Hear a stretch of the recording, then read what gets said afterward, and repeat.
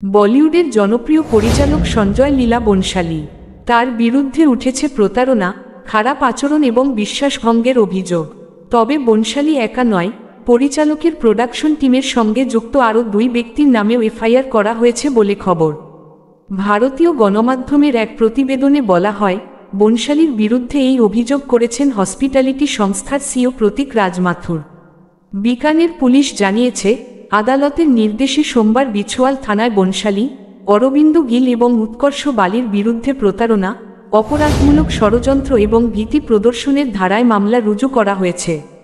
মাথুরের দাবি, বনশালী তাকে ছবির লাভ অ্যান্ড ওয়ার এর লাইন প্রযোজক হিসেবে চুক্তি দেন, কিন্তু পরে কোনো রকম পারিশ্রমিক ছাড়াই তাকে প্রকল্প থেকে সরিয়ে দেওয়া হয়। এমনকি প্রাপ্য টাকাও তাকে দেওয়া হয়নি বলে অভিযোগ করেছেন তিনি। প্রতীক আরও জানিয়েছেন, তাকে বাদ দেওয়ার খবর শুনে বনশালী এবং তার টিমের সঙ্গে দেখাও করতে গিয়েছিলেন তিনি।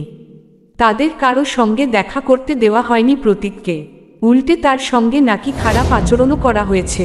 প্রথমে পুলিশে অভিযোগ নথিভুক্ত না হলেও মাথুর আদালতের দ্বারস্থ হন। আদালতের নির্দেশের পরই পুলিশ এফআইআর দায়ের করে তদন্ত শুরু করেছে।